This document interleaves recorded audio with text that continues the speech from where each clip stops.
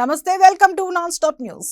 తెలంగాణలో ప్రభుత్వ భవనాల చుట్టూ రాజకీయం నడుస్తోంది. నిన్న మొన్నటి వరకు ప్రగతి భవన్ చుట్టూ తిరిగిన రాజకీయం ఇవాళ నూతనంగా నిర్మించిన సచివాలయం వైపు టర్న్ తీసుకుంది. రేవంత్ రెడ్డి ప్రగతి భవన్ పేల్చేయాలని అన్న కామెంట్స్ పై వేడి తగ్గక ముందే కొత్త సచివాలయంపై Telangana BJP chief Bandi Sanjay hot comments చేశారు. తాము అధికారంలోకి వస్తే కొత్త సచివాలయ డోమ్లు కూల్ చేస్తామని, సచివాలయంలో మార్పులు చేస్తామన్నారు. తెలంగాణ సంస్కృతి సాంప్రదాయాలు ఉట్టిపడేలా మార్పులు చేస్తామని బండి వ్యాఖ్యానించారు. పోడు భూముల సమస్యలపై అసెంబ్లీలో సీఎం కేసీఆర్ క్లారిటీ ఇచ్చారు. ప్రతిపక్షాలు అనవసరంగా పోడు భూములపై గొడవలు చేస్తున్నారని, త్వరలోనే అఖిలపక్ష భేటీ నిర్వహించి పోడు భూములను పంపిణీ చేస్తామని తెలిపారు. అడవులు నరకము అని హామీ ఇస్తేనే పోడు భూములు అందిస్తామని తెలిపారు. అంతేకాకుండా గత పాలకుల తప్పిదాల వల్లే పోడు భూముల పంపిణీ ఆలస్యం జరిగిందని అన్నారు. ఇక పోడు భూములకు రైతు బంధు కూడా అందిస్తామని, అడవులను నరికితే పట్టాలను వెనక్కి తీసుకుంటామని సీఎం కేసీఆర్ పేర్కొన్నారు. రాష్ట్రంలో గుణాత్మక, విప్లవాత్మక మార్పులు రావడానికి కారణం ప్రస్తుత రాష్ట్ర ప్రభుత్వమేనని మంత్రి హరీష్ రావు స్పష్టం చేశారు. గత ప్రభుత్వాలు వైద్య రంగాన్ని నిర్వీర్యం చేస్తే సీఎం కేసీఆర్ వైద్య రంగాన్ని పటిష్టం చేశారన్నారు. తెలంగాణ అసెంబ్లీ బడ్జెట్ సమావేశాల్లో మంత్రి హరీష్ రావు మాట్లాడుతూ, సమైక్య రాష్ట్రంలో మెడికల్ కాలేజీలు 3 ఏర్పాటు చేస్తే సీఎం కేసీఆర్ మాత్రం 1 సంవత్సరంలోని 8 మెడికల్ కాలేజీలు ఏర్పాటు చేశారని హరీష్ రావు చెప్పారు. కేంద్ర ప్రభుత్వం ఈ మధ్య 157 మెడికల్ కాలేజీలు దేశవ్యాప్తంగా మంజూరు చేస్తే రాష్ట్రానికి 1 కూడా మంజూరు చేయలేదని, అప్పటి వైద్య ఆరోగ్య శాఖ మంత్రులు లేఖలు రాసినా పట్టించుకోలేదని హరీష్ రావు వివరించారు. పోలీసులు అరెస్ట్ చేసి తనను ఎక్కడకు తీసుకెళ్తున్నారో తెలియడం లేదని ఎమ్మెల్యే రాజాసింగ్ ఆవేదన వ్యక్తం చేశారు. తనకు కేటాయించిన బుల్లెట్ ప్రూఫ్ వాహనాన్ని సీఎం కేసీఆర్ కి ఇచ్చేద్దామని ప్రగతి భవన్ కు వెళ్తే గేటు వద్దే తనను ఆపేశారని చెప్పారు. బుల్లెట్ ప్రూఫ్ వాహనం తాళాన్ని అక్కడే ఉన్న పోలీసు అధికారులకు ఇస్తే తీసుకోలేదని, దీంతో వాటిని అక్కడే పడేశానని ఆయన తెలిపారు. ఇంతలోనే పంజాగుట్ట ఇన్స్పెక్టర్ వచ్చి తనను అరెస్ట్ చేసి డీసీఎం లో కూర్చోబెట్టారన్నారు. ప్రగతి భవన్ వెళ్లే ముందు తన వెంట ఉన్న గన్మెన్లను తీసుకెళ్లలేదని, ఒంటరిగానే వెళ్లానని తెలిపారు. పాడైన బుల్లెట్ ప్రూఫ్ వాహనాన్ని తనకు ఎందుకు కేటాయించారని అడిగేందుకే ప్రగతి భవన్ కు వెళ్లారని రాజాసింగ్ స్పష్టం చేశారు.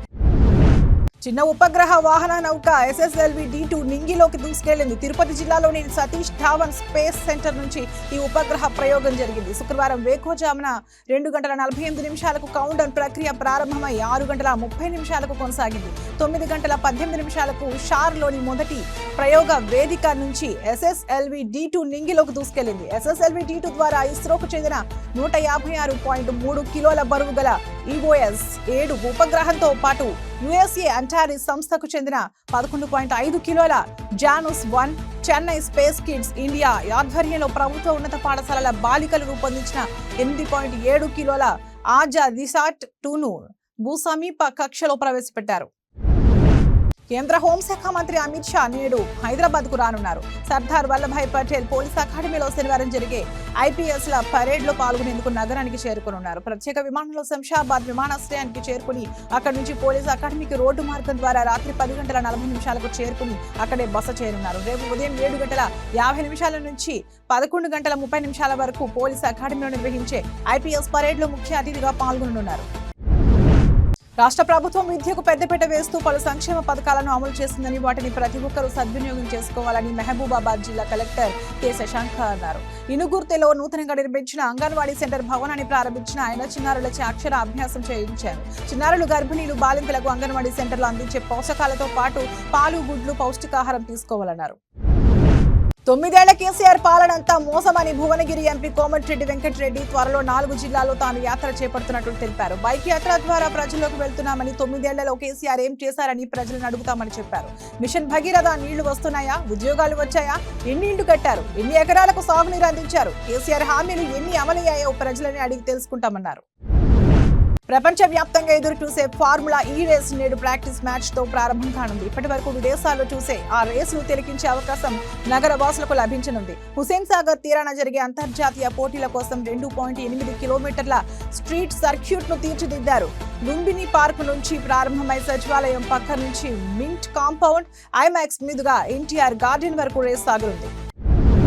నల్గొండ జిల్లాలో విషాదం చోటు చేసుకుంది. నాగార్జున సాగర్ లో 3 యువకులు గల్లంతయ్యారు. శివాలయం పుష్కర ఘాట్ వద్ద ఈత కోసం వెళ్లిన యువకులు గల్లంతయ్యారు. సమాచారం అందుకున్న పోలీసులు సంఘటన స్థలానికి చేరుకుని గజ ఈతగాళ్ల సహాయంతో 3 గంటల పాటు గాలింపు చేపట్టి 3 యువకుల మృతదేహాలను వెలికితీశారు. నాగరాజు, హర్షిత్ నల్గొండ వాసులుగా, చంద్రకాంత్ సాగర్ కి చెందిన వ్యక్తిగా పోలీసులు గుర్తించారు.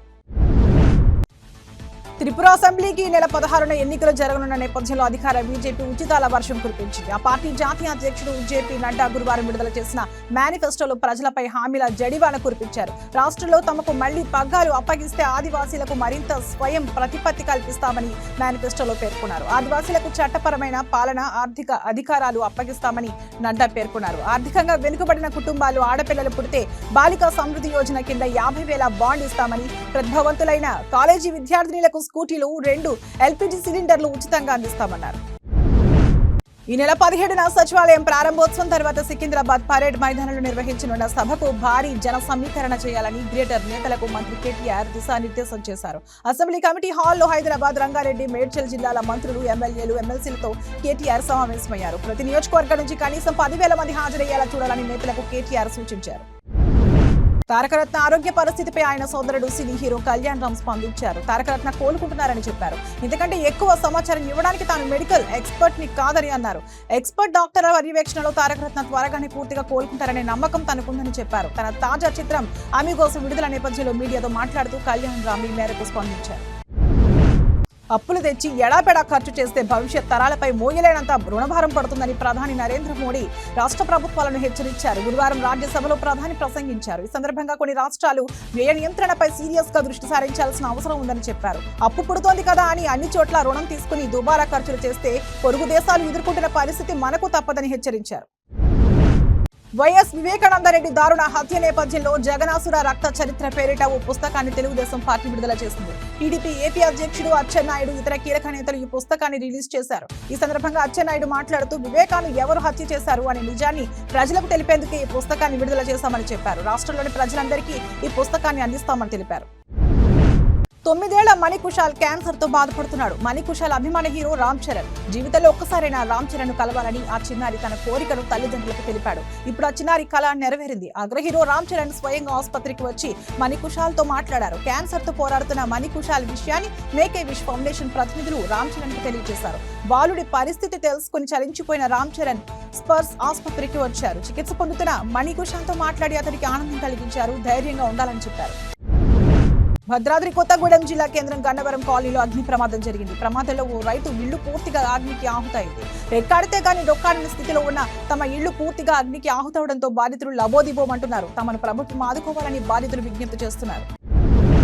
టెక్ రంగంలో తొలగింపుల పర్వం కొనసాగుతోంది. గురువారం యాహూ సంస్థ 20% మంది ఉద్యోగులను తొలగించబోతున్నట్లు ప్రకటించింది. సంస్థ పునర్వ్యవస్థీకరణలో భాగంగా ఉద్యోగులను తొలగించేందుకు నిర్ణయించినట్లు పేర్కొంది. సంస్థ ప్రకటనల విభాగంలో అత్యధికంగా 50% మంది ప్రభావితం కానున్నారని చెప్పింది. అంతేకాకుండా ఈ వారం సుమారు 1000 మందిని తొలగించవచ్చని పేర్కొంది. ఆస్ట్రేలియాతో నాగ్పూర్ లో జరుగుతున్న తొలి టెస్ట్ మ్యాచ్ లో టీమిండియా కెప్టెన్ రోహిత్ శర్మ సెంచరీతో చెలరేగాడు.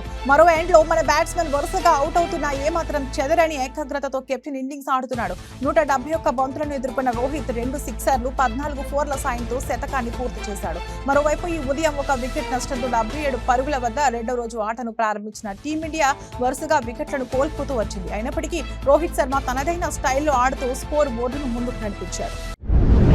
రంగారెడ్డి జిల్లా మహేశ్వరం మండలం తుమ్మలూరు గ్రామ పరిధిలోని శ్రీశైలం రహదారిపై ఘోర రోడ్డు ప్రమాదం జరిగింది. DCM వాహనం కారును ఢీకొంది. దీంతో కారులో ప్రయాణిస్తున్న 3 అక్కడికక్కడే మృతి చెందారు. తీవ్రంగా గాయపడ్డ మరో వ్యక్తి ఆసుపత్రికి తరలిస్తుండగా మార్గ మధ్యలో మరణించాడు. మృతులు నాగర్ కర్నూలు జిల్లా వెల్దండ మండలం పోతేపల్లి గ్రామానికి చెందిన వారుగా గుర్తించారు. ఈ ప్రమాదంపై మహేశ్వరం పోలీసులు కేసు నమోదు చేసి దర్యాప్తు చేస్తున్నారు. హైదరాబాద్ లో నిర్వహించే ఫార్ములా ఈ రేసింగ్ ను తిలకించేందుకు అధికారులు, మీడియా ప్రతినిధులకు కష్టాలు తప్పడం లేదు. పాసుల కోసం GHMC మీడియా ప్రతినిధులు, ఇతర డిపార్ట్మెంట్ సిబ్బంది గంటల తరబడి క్యూ లైన్ లో వేచి చూస్తున్నారు. భారీగా క్యూ లైన్ ఉండడంతో పాసులు దొరుకుతాయో లేవో అని సందేహపడుతున్నారు. అసెంబ్లీలో స్పీకర్ పోచారంకి పుట్టినరోజు శుభాకాంక్షలు తెలిపారు మంత్రి ఎర్రబెల్లి దయాకర్ రావు. అనంతరం సభలో మాట్లాడిన ఆయన బీజేపీ పాలిత రాష్ట్రాల్లో 1000 మంది ఉన్న గ్రామంలో 60-70 మందికి పెన్షన్లు ఇస్తుంటే తెలంగాణ 600 మందికి పైన ఇస్తున్నామని తెలిపారు. ఉమ్మడి రాష్ట్రంలో ఏటా 861 కోట్ల రూపాయల పెన్షన్లు ఇస్తే ఇప్పుడు 12,000 కోట్ల రూపాయల పెన్షన్లు ఇస్తున్నామని తెలిపారు. తాను తప్పు చేశానని, కొంతమంది చెప్పుడు మాటలు విని వరంగల్ తూర్పు నియోజకవర్గం వదిలి పరకాలలో పోటీ చేశామని కొండా సురేఖ అన్నారు. అసలైన ప్రేమ వరంగల్ తూర్పులోనే ఉందని కొండా దంపతులు అన్నారు. వరంగల్లోని దేశాయపేటలో కొండా దంపతులు చేపట్టిన హత్ సే హత్ జోడో అభియాన్ను బొడ్రాయికి పూజలు చేసిన అనంతరం ప్రారంభించారు. 4 రోజుల పాటు ప్రతి డివిజన్లో ప్రతి ఇంటింటికి తిరిగి తాను చేసిన అభివృద్ధి గురించి వివరిస్తానని తెలిపారు. మహబూబాబాద్ పార్లమెంట్ నియోజకవర్గంలో ఇల్లందు కాంగ్రెస్ పార్టీకి కంచుకోట అని టీపీసీసీ చీఫ్ రేవంత్ రెడ్డి చెప్పారు. హస్తేహాల్ జోడో యాత్రలో భాగంగా మహబూబాబాద్ జిల్లా నుంచి భద్రాద్రి కొత్తగూడెం జిల్లాకు రేవంత్ రెడ్డి పాదయాత్ర చేరుకుంది. ఈ సందర్భంగా జిల్లా కాంగ్రెస్ నాయకులు ఘన స్వాగతం పలికారు. ఈ యాత్ర తెలంగాణ ప్రజల జీవితాలలో మార్పు తీసుకురావాలని కోరుకుంటున్నట్లు రేవంత్ ఆశాభావం వ్యక్తం చేశారు. ఆరోగ్యశ్రీ పథకాన్ని ప్రభుత్వం నీరుగార్చే ప్రయత్నం చేస్తోందని మండిపడ్డారు. గిరిజన బిడ్డలు కట్టెల కోసం అడవిలోకి వెళ్తే కేసులు పెడుతున్నారని ఎమ్మెల్యే సీతక్క అన్నారు. గ్యాస్ కనెక్షన్లు లేక కట్టెల పొయ్యి మీద వంట చేసుకుంటున్నారని, కట్టెలు అడవి నుంచి కాకపోతే ఇంకెక్కడి నుంచి తెచ్చుకోవాలని ప్రశ్నించారు. అటవీ అధికారులు సాగులో ఉన్న భూమిలోకి రావద్దని ఆదేశాలు ఇవ్వాలని సీతక్క ప్రభుత్వాన్ని డిమాండ్ చేశారు. ఉన్న ఫలంగా గిరిజనులను అడవి నుంచి పంపిస్తే ఎక్కడికి వెళ్తారని ప్రశ్నించారు. ప్రభుత్వం, పోలీసులు, అటవీ అధికారులు గిరిజనులపై దాడులు చేస్తే ఎవరికి చెప్పుకోలేని పరిస్థితి నెలకొందని సీతక్క అన్నారు. వాల్మీకి బోయలకు తెలంగాణ ప్రభుత్వం గుడ్ న్యూస్ చెప్పింది. వీరిని ఎస్టీ జాబితాలో చేర్చాలని కేంద్రాన్ని కోరుతూ తెలంగాణ అసెంబ్లీ తీర్మానాన్ని ఆమోదించింది. సీఎం కేసీఆర్ ప్రతిపాదించిన తీర్మానానికి అసెంబ్లీ ఏకగ్రీవంగా ఆమోదం తెలిపింది. ఈ తీర్మానం కోసం బోయ హక్కుల పోరాట సమితి, వాల్మీకి బోయ మేధావుల ఫోరం చాలా కాలంగా ప్రభుత్వాన్ని డిమాండ్ చేస్తోంది. ఈ నేపథ్యంలో ఇవాళ అసెంబ్లీ తీర్మానం చేసింది.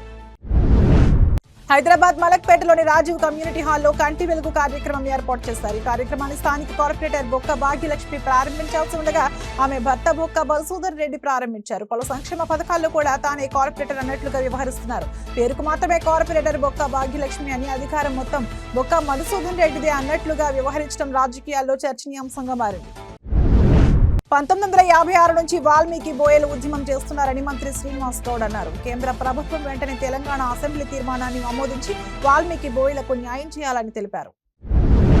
జగిత్యాల పట్టణంలోని బాలాజీనగర్ లో దొంగల కలకలం రేగింది. తాళం వేసిన ఇంటి తాళాన్ని బీహార్ కు చెందిన సంజీవ్ పగలగొట్టాడు. దీంతో స్థానికులు గమనించి పోలీసులకు ఫిర్యాదు చేశారు. ఘటనా స్థలానికి చేరుకున్న పోలీసులు నిందితుడు సంజీవ్ ను పట్టుకుని పోలీస్ స్టేషన్ కు తరలించారు. జయశంకర్ భూపాలపల్లి జిల్లా పరిధిలో డబుల్ బెడ్రూమ్ల రగడ మొదలైంది. జిల్లాలోని వేసాలపల్లిలో 5 సంవత్సరాల క్రితం నిర్మించిన 540 డబుల్ బెడ్రూమ్ లబ్ధిదారులకు ఇవ్వకపోవడంతో ఆందోళన చేశారు. డబుల్ బెడ్రూమ్ ఇండ్లపైకి ఎక్కి నిరసన తెలిపారు. వెంటనే తమకు డబుల్ బెడ్రూమ్ ఇండ్లు కేటాయించాలని డిమాండ్ చేశారు.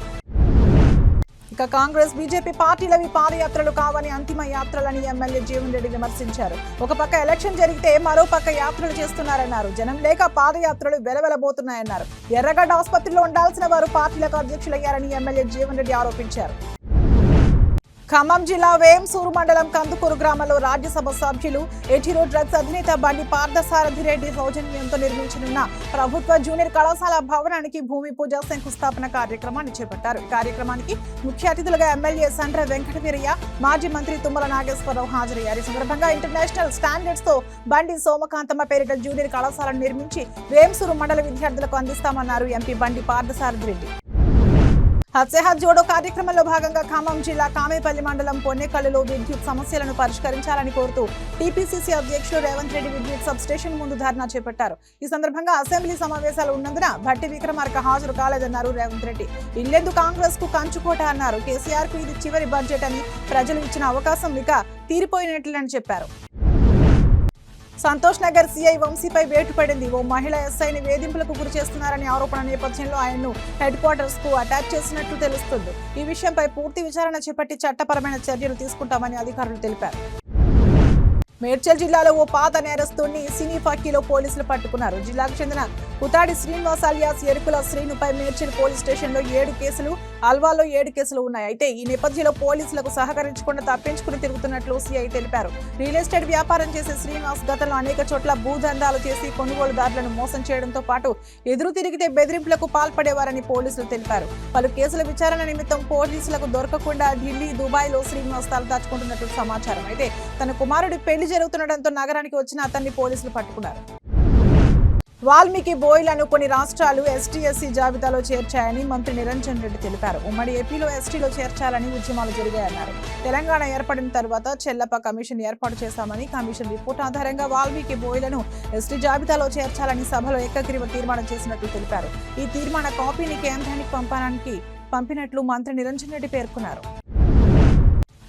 దూర ప్రాంతాలకు వెళ్లే ప్రయాణికుల సౌకర్యార్థం తెలంగాణ ప్రభుత్వం కొత్త బస్సులను అన్ని డిపోలకు అందజేస్తుందని కోదాడ ఎమ్మెల్యే బొల్లం మల్లయ్య యాదవ్ అన్నారు. సూర్యాపేట జిల్లా కోదాడ బస్ డిపోలో నూతనంగా మంజూరైన 10 కొత్త బస్సులను ఆయన ప్రారంభించారు. ప్రైవేట్ బస్సులకు ధీటుగా ఆర్టీసీ బస్సులను డిపోలకు అందజేయడం సంతోషకరంగా ఉందని, ఈ అవకాశాన్ని ప్రయాణికులు సద్వినియోగం చేసుకోవాలని కోరారు. మహబూబాబాద్ జిల్లా కురవి మండల కేంద్రంలో క్షుద్ర పూజలు కలకలం రేపుతున్నాయి. సుదనపల్లి గ్రామంలోని ప్రభుత్వ పాఠశాలలో గుర్తు తెలియని వ్యక్తులు పసుపు, కుంకుమ, నిమ్మకాయలు, బొమ్మను పెట్టి క్షుద్ర పూజలు చేసినట్లు తెలుస్తోంది. దీంతో గ్రామస్తులతో పాటు విద్యార్థులు భయాందోళన వ్యక్తం చేస్తున్నారు. వాల్మీకి బోయల తరపున సీఎం కేసీఆర్ కు కృతజ్ఞతలు తెలిపారు ఎమ్మెల్యే కృష్ణమోహన్. ఎన్నో ఏళ్ల ఉద్యమానికి తెలంగాణ ప్రభుత్వం అండగా నిలిచిందని చెప్పారు. టర్కీ సిరియాలో భూకంప మృతుల సంఖ్య 21,000 దాటింది. ప్రకృతి విపత్తులో ఇప్పటి వరకు 21,051 మంది మరణించినట్లు టర్కీ ప్రభుత్వం వెల్లడించింది. టర్కీలో 17,674, సిరియాలో 3,377 మంది చనిపోయారు. టర్కీ సిరియాలో దయనీయమైన పరిస్థితులు నెలకొన్నాయి. బాధితులుగా మిగిలిన వారిని చలి చంపేస్తోంది. ఎముకలు కొరికే చలి మంచుతో బాధితులు అల్లాడుతున్నారు. కనీసం తినడానికి తిండి, తాగడానికి నీరు కూడా దొరకడం లేదు. భూకంపం నుంచి బయటపడిన చలితో చనిపోయేలా ఉన్నామని ఆవేదన వ్యక్తం చేస్తున్నారు. జనగామ జిల్లా రఘునాథ్పల్లి సబ్స్టేషన్ ముందు వైఎస్ఆర్టీపీ అధినేత్రి వైఎస్ షర్మిల ధర్నాకు దిగారు. రాష్ట్రంలో అప్రకటిత విద్యుత్ కోతలను నిరసిస్తూ ఆందోళన చేపట్టారు. రాష్ట్రంలో 24 గంటల కరెంట్ ఇస్తున్నామని గొప్పలు చెప్పుకుంటున్న ప్రభుత్వం ఇక్కడ రైతులకు ఎందుకు ఇవ్వడం లేదని ప్రశ్నించారు. బీఆర్ఎస్ నేతల హామీలు మాటలకే పరిమితమని మరోసారి రుజువైందన్నారు. వైఎస్ షర్మిల దీక్షతో స్థానికంగా భారీగా ట్రాఫిక్ అంతరాయం ఏర్పడింది. జగిత్యాల మున్సిపల్ చైర్పర్సన్ బోగస్ శ్రావణి ఆత్మాభిమానం కోసం రాజీనామా చేసిందని నిజామాబాద్ ఎంపీ ధర్మపురి అరవింద్ అన్నారు. ఎమ్మెల్యే సంజయ్ కుమార్ ఇబ్బందులకు గురి చేస్తున్నాడంటూ ఇటీవల తన చైర్పర్సన్ పదవికి శ్రావణి రాజీనామా చేసింది. ఈ క్రమంలో ఎంపీ అరవింద్ ఆమెను పరామర్శించారు. అనంతరం మీడియాతో మాట్లాడిన ఆయన ప్రజా సమస్యలను పరిష్కరించినందుకు శ్రావణిని ఎమ్మెల్యే సంజయ్ కుమార్ కించపరిచాడని మండిపడ్డారు. గతంలో రాయికల్ మాజీ ఎంపీపీ పడాల తిరుపతిపై కూడా వ్యక్తిగత ఆరోపణలు చేశాడని అరవింద్ గుర్తు చేశారు. దేశీయ స్టాక్ మార్కెట్లలో 2 రోజుల వరుస లాభాలకు ఈ రోజు బ్రేక్ పడింది. మార్కెట్లు ఈ వారాన్ని నష్టాలతో ముగించాయి. ఈ రోజు ట్రేడింగ్ ముగిసే సమయానికి సెన్సెక్స్ 123 పాయింట్లు నష్టపోయి 60,682కి పడిపోయింది. నిఫ్టీ 36 పాయింట్లు కోల్పోయి 17,856 వద్ద స్థిరపడింది.